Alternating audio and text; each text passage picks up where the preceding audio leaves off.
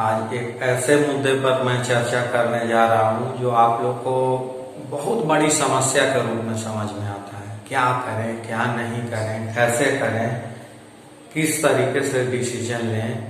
और ये डिसीजन बहुत अहम भूमिका निभाता है आपके कैरियर पर, आपके बच्चे के कैरियर पर। आप यदि इस चीज को समझ पाएंगे, बेहतर ढंग से समझ लेंगे, तो बहुत अच्छे ढंग से डिसीजन ले पाएंगे और बहुत अच्छे ढंग से डिसीजन दे पाएंगे। और इससे आपका कैरियर, भविष्य बहुत अच्छा होगा। तो इस बात पे हम लोग चर्चा करें कि क्या समस्या है और इसको कैसे दूर करें। कुछ दिन पहले मैट्रिक का एग्जाम हुआ है, रिजल्ट आया है, तो बच्चे लोग को लगता है कि हम कौन सा सब्जेक्ट पढ़ें, कौन सा सब्जेक्ट चूज करके एडमिशन लें। तो कुछ बच्चा लोग मैथ लेता है, कुछ बच्चा लोग बायोलॉजी लेता है, कुछ बच्चा लोग आर्ट लेता है, कुछ बच्चा लोग कॉमर्स लेता है, कुछ एग्रीकल्चर लेता है। हम लोग के पास मोटा मोटी इसी तरीके का फील्ड है। और कुछ बच्चा जो इंजीनियरिंग से रिलेटेड है वो पॉलिटेक्निक वगैरह का तैयारी करता है, और पॉलिटेक्निक, पैरामेडिकल, इस तरीके का लड़की लोग नर्स वगैरह का, लड़के लोग जो फार्मेसी का कोर्स है उसमें डिप्लोमा कोर्स है वो करना चाहते हैं। तो कैसे डिसीजन लें कि हमें करना क्या है, और डिसीजन लेने के बाद हम बेहतर रिजल्ट दे पाएं। जैसे मान लिया जाए कि हमने बायोलॉजी पढ़ा, हम डॉक्टर बनना चाहते हैं, तो क्या हम डॉक्टर बन पाएंगे, बेहतर डॉक्टर का रिजल्ट दे पाएंगे या नहीं दे पाएंगे।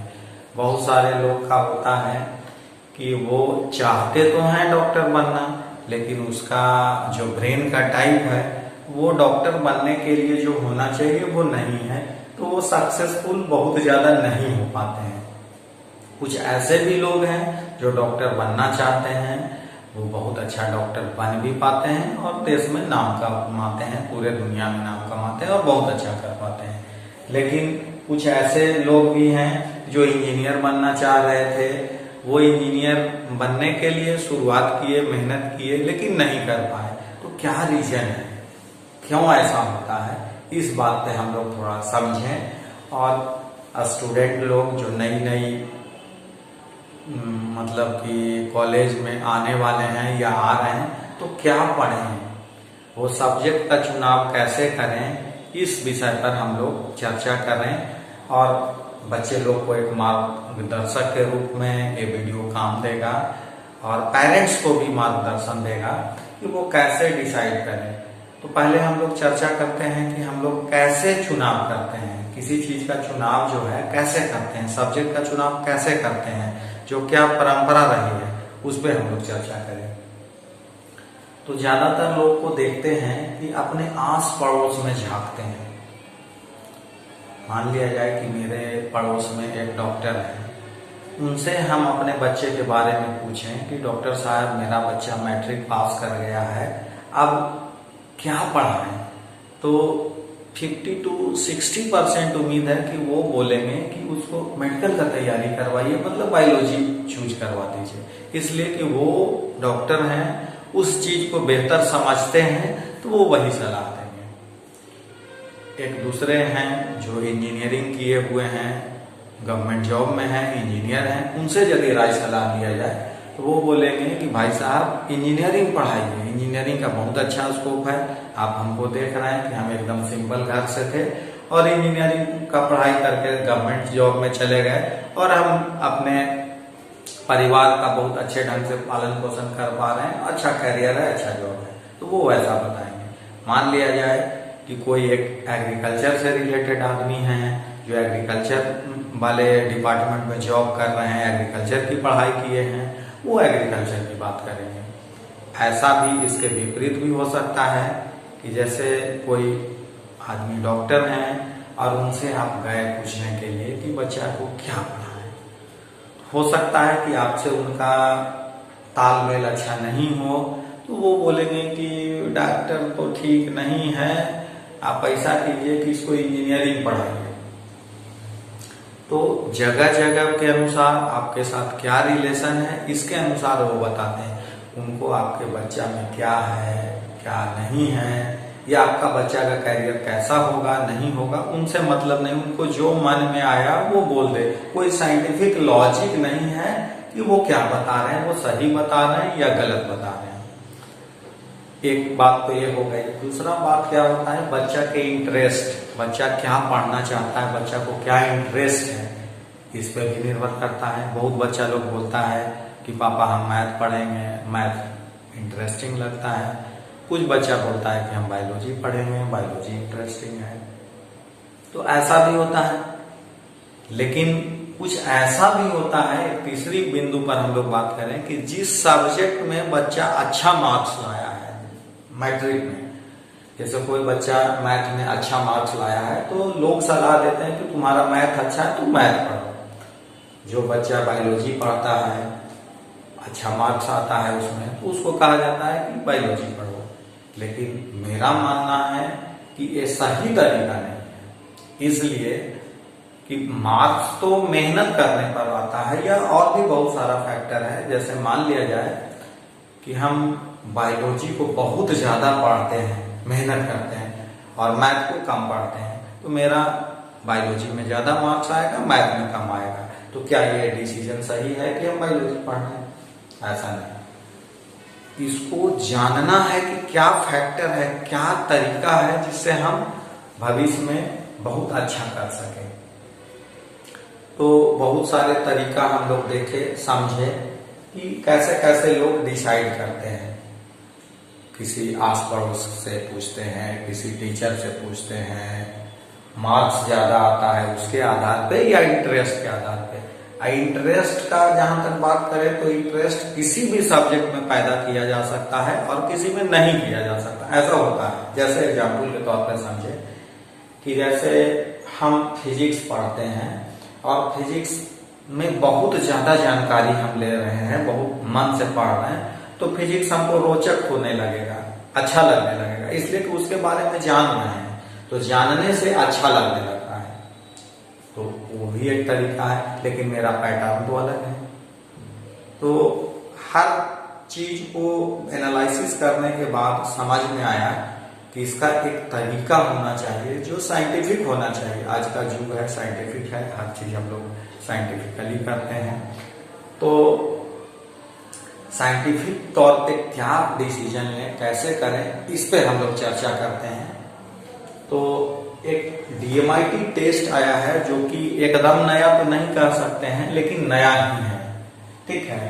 डर्मेटोग्राफिक्स मल्टी इंटेलिजेंस टेस्ट। इस टेस्ट के आधार पे पता लगाया जा सकता है कि कौन सा सब्जेक्ट या कौन सा पैटर्न बच्चे को दिया जाए जो अच्छा करे। जैसे एक फूल है, वो एकदम कली से लेकर के फूल तक बने, ठीक है, और वो मैक्सिमम पोटेंसी के साथ। जैसे मान लें कि क्रिकेटर की तुलना करें तो बहुत सारे क्रिकेटर हैं, लेकिन सचिन तेंदुलकर है। तो सचिन तेंदुलकर बनना है क्रिकेट जगत में, तो क्या होना चाहिए, कैसे करें। मान लेते हैं कि म्यूजिक वाले सेक्टर में आए तो हमें लता मंगेशकर कैसे बने। उसी तरीके से हर फील्ड में अलग अलग आदमी हुए, अलग अलग महान व्यक्ति हुए, तो कैसे हुए, क्या उनका ब्रेन का टाइप है, इस पे हम लोग थोड़ा सा चर्चा करें। तो डर्मेटोग्राफिक्स मल्टी इंटेलिजेंस टेस्ट जो है, मल्टी इंटेलिजेंस थ्योरी, जो doctor Harvard gardener, Harvard university के प्रोफेसर हैं, उनके मल्टी इंटेलिजेंस थ्योरी पे आधारित है। और जिस समय बच्चा माँ के पेट में होता है, 13 से 19 सप्ताह में ब्रेन बन रहा होता है, उसी समय हाथ के अंगुली का अपर वाला पार्ट का जो आप साइन देखते हैं, उसमें जो जिस तरीके का चिन्ह देखते हैं, पैटर्न देखते हैं, वो साथ में बनता है और उसी के अनुसार बनता है जैसा कि ब्रेन है। तो ब्रेन को स्टडी किया जा सकता है इस फिंगरप्रिंट के आधार पे। बहुत सारा रिसर्च हुआ, ब्रेन का टाइप और फिंगरप्रिंट का टाइप दोनों को कोरिलेट किया गया और दोनों में बहुत गहरा रिलेशन है। तो दोनों को मिला करके एक सॉफ्टवेयर बनाया गया जिसके आधार पे हम लोग मल्टी इंटेलिजेंस टेस्ट करते हैं। और मल्टी इंटेलिजेंस टेस्ट करने में बहुत ज्यादा समय नहीं और बहुत किसी तरीके का जहोजहदम नहीं करना है। सिर्फ स्कैनिंग इस पार्ट का, अंगुली के 10 पार्ट का 3 एंगल से, लेफ्ट साइडेड, राइट साइडेड और मिडिल लिया जाता है। पूरे हाथ का भी स्कैनिंग, चेहरा का स्कैनिंग लिया जाता है। वो मोटा मोटी 10 मिनट के अंदर हो जाता है सारा चीज, और 1 सप्ताह के अंदर इसका रिपोर्ट आ जाता है। इसके सर्वर पर सारा डाटा अपलोड किया जाता है, और अपलोड करने के बाद वहां जो इसके एनालिसिस करने वाले हैं वो एनालिसिस करके रिपोर्ट लगभग 1 सप्ताह में अपलोड कर देते हैं, जो इसके विशेषज्ञ हैं जो करते हैं उनके पास ही डाटा आ जाता है। इस डाटा के आधार पे आप सारा चीज जान सकते हैं। बच्चा किस डिपार्टमेंट या किस सब्जेक्ट को पढ़ के क्या कर सकता है, क्या कैरियर चूज करे जो बेहतर कर पाए, बेहतर से बेहतर कर पाए, वो पता चलता है। बच्चा पढ़ाई के साथ साथ क्या एक्स्ट्रा एक्टिविटी करे वो पता चलता है। बच्चा का लेफ्ट ब्रेन ज्यादा काम कर रहा है या राइट ब्रेन, मतलब कितना कितना काम कर रहा है ये पता चल जाता है। बच्चे का TFRC क्या है, TFRC मतलब मल्टीटास्किंग। बच्चा का जितना ज्यादा TFC होगा वो मल्टीटास्किंग उतना होगा। तो मल्टीटास्किंग कितना है उसके अनुसार हम लोग उसके पढ़ाई का लोड दें तो ज्यादा बेहतर होता है। ATD क्या है बच्चे का वो पता चलता है। ATD से पता चलता है कि बच्चा कितना प्लान करता है और उसको एक्शन में कन्वर्ट करता है। जैसे जो बच्चे का मतलब 38-40 ATD है, तो बच्चा जितना सोचता है, जैसे 10 काम का प्लान किया तो वो 6-7 कर पाएगा। जिसका 35 होगा वो 10 में 10 करेगा। तो जितना प्लान करेगा उसको एक्शन में कन्वर्ट करेगा तभी काम हो पाएगा। तो हम लोग इसको समझें कि क्या है पैटर्न इसका, और उसके अनुसार हम लोग ट्रीट करेंगे। फिर हम लोग आगे चर्चा करें तो बच्चा सीखता कैसे है। सीखने का 3 स्टाइल है, आप लोग जानते होंगे, विजुअल, ऑडिटरी, काइनेस्थेटिक, फैक्ट। तो जो बच्चा विजुअल है उसको विजुअल ढंग से हम लोग सिखाएं, जो बच्चा ऑडिटरी है उसको ऑडिटरी ढंग से समझाएं, और जो बच्चा काइनेस्थेटिक है उसको प्रैक्टिकली करके समझाएंगे। यदि हम जान गए कि बच्चा ऑडिटरी है, मतलब ऑडियो से वो ज्यादा प्रभावित है, तो उस बच्चे को कोई सब्जेक्ट याद करना है, कोई टास्क याद करना है, तो हम लोग उसको क्या बोलेंगे कि बच्चा तुम इसको एक बार पढ़ करके रिकॉर्ड कर लो, और रिकॉर्ड करके उसको सुनो तो वो बहुत जल्दी से कर लेगा। लेकिन जो बच्चा विजुअल है वो बच्चा को सुन करके जल्दी याद नहीं हो पाएगा। उस बच्चे को एक वीडियो बनाएंगे, उस मतलब कि जो चैप्टर है उसका वीडियो फॉर्म बनाएंगे और उसको वीडियो दिखाएंगे। वो बच्चा बहुत जल्दी से ग्रास अप करेगा, बहुत आसानी से समझ पाएगा। उसी तरीके से काइनेस्थेटिक है, उसको प्रैक्टिकली करके दिखा देंगे, वो हो जाएगा। तो आपका बच्चा विजुअल है, ऑडिटरी है, काइनेस्थेटिक है, ये कैसे जानेंगे? वो जानने का एक ही तरीका है DMIT टेस्ट आपको ये देगा। उसके बाद हम लोग और आगे चर्चा करें तो बच्चे में गॉड गिफ्ट क्या है, बच्चा कौन सा गॉड गिफ्ट लेकर के आया है, इसके बारे में हम लोग नहीं जानते हैं। तो DMIT टेस्ट बताता है कि बच्चे में गॉड गिफ्ट क्या है। जैसे एग्जाम्पल के तौर पे कोई बच्चा का म्यूजिक जो पार्ट है, म्यूजिक वाला जो पार्ट है उसमें गॉड गिफ्ट है, तो बच्चा यदि मेहनत करे तो लता मंगेशकर को भी पीछे छोड़ सकता है, इसलिए उसमें गॉड गिफ्ट है। मान लेते हैं कि कोई बच्चा जो है लॉजिकल पार्ट उसका में गॉड गिफ्ट है, तो उसका ब्रेन का लॉजिकल मैथ वाला जो पार्ट है वो इतना इनलार्ज हो सकता है, इतना इनलार्ज हो सकता है कि वो आइंस्टीन भी पीछे हो सकते हैं। तो आप जानेंगे तब तो कि मेरा बेटा, मेरा बच्चा आइंस्टीन को पीछे छोड़ सकता है कि लता मंगेशकर को या सचिन तेंदुलकर को। जिस दिशा में जानेंगे उसी दिशा में हम लोग काम करेंगे, बिना जाने काम करने से तो कुछ होगा नहीं। तो इस हिसाब से हम लोग देखें कि कैसे है, क्या है, नहीं है। एक चीज और समझें कि जो बच्चा का लेफ्ट ब्रेन, राइट ब्रेन की चर्चा हम लोग की है कि दोनों बैलेंस वे में काम कर रहा है कि नहीं। किसी का लेफ्ट ज्यादा कर रहा है, किसी का राइट कर रहा है, किसी का बैलेंस, तो कैसे है उसके आधार पे हम लोग चर्चा करेंगे। मान लेते हैं कि सारा चीज है, कुछ ऐसा भी चीज इसमें मिलेगा आपको DMIT में जो एक नॉर्मल बिहेवियर के लिए, एक नॉर्मल बच्चा होने के लिए वो चीज तो होना ही चाहिए, लेकिन वो नहीं है, तो क्या करें? तो DMIT टेस्ट के जरिए हम लोग को जो पता चल जाएगा कि इस पोर्शन में बच्चे का कमी है, जो होना ही चाहिए, जरूरत है, इसके बिना सर्वाइवल मुश्किल है। तो हम लोग के पास एक माइंड प्रोग्रामिंग टेक्निक है, जिस टेक्निक से वो चीज बच्चे में डेवलप कर देते हैं। तो वो बहुत आसानी से हम लोग कर पाते हैं माइंड प्रोग्रामिंग के थ्रू। तो जो चीज कमी है उसको फुलफिल कर पाते हैं। एक चीज और हम इसमें चर्चा करना चाहेंगे कि आजकल हम लोग IQ खूब सुनते हैं, IQ का चर्चा खूब करते हैं। IQ बहुत अच्छा है, बहुत अच्छा हो जाएगा, बहुत अच्छा हो जाएगा। लेकिन आज के साइंटिफिक युग में थोड़ा सा हर चीज को विस्तार से समझना चाहिए। सिर्फ IQ से काम नहीं चलने वाला है। IQ के साथ IQ, AQ, CQ और EQ 4 तरह का चीज है। IQ के बारे में ज्यादा कुछ बोलने का जरूरत है नहीं, इसलिए कि आप लोग समझते हैं इंटेलिजेंस क्वोशेंट क्या है, इसका क्या फायदा है। तो बाकी 3 चीज का हम चर्चा कर देते हैं। IQ के अलावे एक है AQ, इसका मतलब हुआ एडवर्सिटी क्वोशेंट। दूसरा है CQ, जिसको बोलते हैं क्रिएटिविटी क्वोशेंट, और तीसरा है EQ, इमोशनल क्वोशेंट। तो हम लोग इमोशनल क्वोशेंट से शुरू करें। इमोशनल क्वोशेंट क्या है? इमोशनल क्वोशेंट बच्चे का इमोशनल बिहेवियर को बताता है। यदि वो बैलेंस वे में नहीं है तो प्रॉब्लम है, ज्यादा है तो इमोशनली कोई ब्लैकमेल करेगा, यदि कम है तो अपने परिवार समाज के साथ इमोशनली अटैच नहीं होगा, तो जो होना चाहिए वो नहीं कर पाएगा, वो प्रॉब्लम। दूसरा चीज हम लोग क्रिएटिविटी क्वोशेंट में आए तो वो तो होना ही चाहिए बैलेंस वे में, इसलिए कि यदि नहीं होगा तो बच्चा को पढ़ाई लिखाई में बहुत प्रॉब्लम होगा, नया कुछ नहीं सोच पाएगा, नया नहीं कुछ कर पाएगा, तो प्रॉब्लम है। जैसे एग्जाम्पल के तौर पे कोई टीचर से वो पढ़ रहा है तो टीचर उसको कुछ बताए, जैसे एग्जाम्पल के तौर पे मान लेते हैं 5 रुपये किलो आम है, 20 किलो का आम 100 रुपया, बहुत अच्छा है।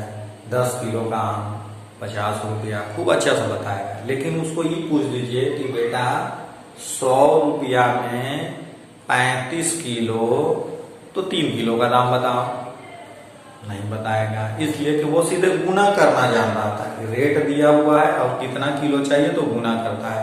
लेकिन दिया हुआ है कि 10 किलो का है, उसका 1 किलो निकालो, उसका 35 किलो का करो, तो भाग देगा, फिर गुना करेगा, उसको नहीं समझ में आएगा, इसलिए कि उसका क्रिएटिविटी क्वोशेंट नहीं है। या कह सकते हैं जैसे आप लोग मेडिकल इंजीनियरिंग का तैयारी करने वाले हैं, करेंगे, हर बार सुनते होंगे IIT का जो क्वेश्चन होता है इतना टफ होता है कि पहले से एकदम अलग होता है, मिलता जुलता नहीं होता है। और परसेंटेज की बात करें तो 50% स्टूडेंट 50% के सवाल का जवाब दे पाते हैं, मतलब इतना घुमाया हुआ रहता है। तो जो बच्चे में क्रिएटिविटी क्वोशेंट नहीं होगा वो तो और अच्छा खराब रिजल्ट करेंगे, अच्छा कर ही नहीं पाएंगे। तो क्रिएटिविटी क्वोशेंट बहुत जरूरी चीज है। क्रिएटिविटी क्वोशेंट को बैलेंस रखना है, बैलेंस वे में होना चाहिए, नहीं है तो कैसे करेंगे। अब आते हैं हम लोग EQ क्वोशेंट पे, सॉरी AQ क्वोशेंट जो हम लोग चर्चा किए, उसमें IQ, EQ, CQ और लास्ट रहा AQ, जो कि सबसे ज्यादा मेरे समझ से इम्पोर्टेंट है बैलेंस होना लाइफ के लिए, सर्वाइवल के लिए। जैसे एडवर्सिटी क्वोशेंट का मतलब हुआ कि जो होना चाहता है उसके विपरीत हो गया, और आपके हाथ में है नहीं कि क्या होगा, आप तो कोशिश करते हैं कि ऐसा होना चाहिए, उसके अनुसार प्रयास करते हैं, लेकिन कोई जरूरी नहीं है कि आप जैसा चाह रहे हैं रिजल्ट वैसा ही हो। उस केस में जिसका एडवर्सिटी क्वोशेंट अच्छा नहीं होता है, बैलेंस नहीं होता है, वो आदमी गलत कदम उठा लेता है। जैसे एग्जाम्पल के तौर पे कोई बच्चा है, वो उम्मीद किए हुए कि 70 to 80% मार्क्स हमें आएगा ही आएगा, किसी कारण से बच्चे को मार्क्स 40% आया, वो बच्चा रिजल्ट देखता है कि 40% है, तो विपरीत परिस्थिति उसके लिए हो गया, वो बच्चा एकदम सुसाइड कर लेता है। तो किसी गार्जियन का बच्चा सुसाइड कर ले ऐसा कोई नहीं चाहता है, और यदि जान जाए कि मेरा बच्चा ऐसा है तो वो उसे रोक पाएगा, उसको उस तरीके का टास्क ही नहीं देगा। बात समझे कि टास्क ही नहीं देना है उसको, उस तरीके से मैनेज करना है। उसको बोलेंगे कोई बात नहीं है, होता है, 40% आए, 60% आए, 80% आए, सब अच्छा, सब अच्छा। तो कम से कम पहले लाइफ तो सेव करें, तब तो रिजल्ट अच्छा होगा। पहले लाइफ ही सेव नहीं तो रिजल्ट क्या होगा। तो एडवर्सिटी कोसेंट हर हालत में बैलेंस होना ही चाहिए।